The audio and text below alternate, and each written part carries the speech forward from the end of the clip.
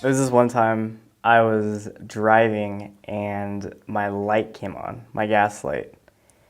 And, you know, I'm driving to school and it's a Tuesday, so you got to make sure that you're there on time or else Pastor Jim's going to look at you and like, why are you coming in here late during staff prayer?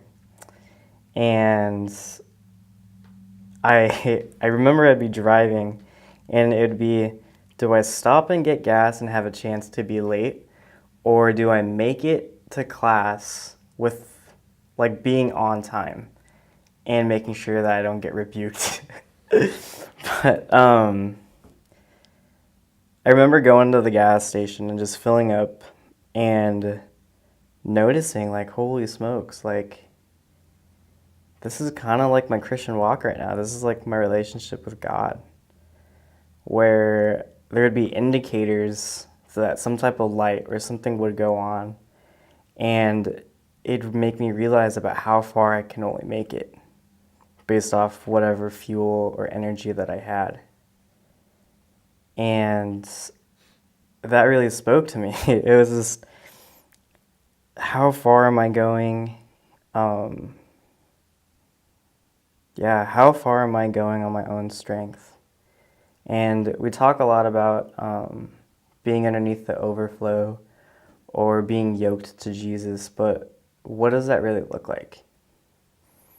And it didn't hit me until Pastor Brendan a few Sundays ago said that Jesus isn't a gas station, that he is literally with you side by side wherever you go, and that's what it's like to be yoked. When you're yoked to Jesus, you're yoked to not only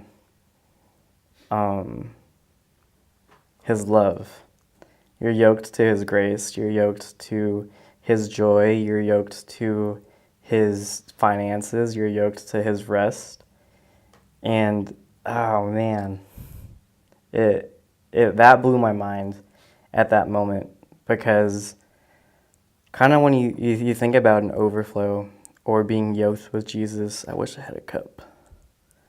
But it's kind of when you have like a water bottle and like there's only so much that you can do with this water that's inside. And you have all these little pockets and cups of life that take water from you, that take energy, that take who you are. And you end up pouring them into each thing. But eventually you're going to run out of what's inside. And that's kind of your light coming on your gas tank of how far you can go. And then when you think about being underneath the overflow or being yoked with Jesus, it's literally like running water coming down through this. And when a cup overflows, it doesn't just overflow on one side, but it overflows everywhere around it, and it pours out into everything around it. But yeah, so that was kind of my revelation of what I have with Jesus.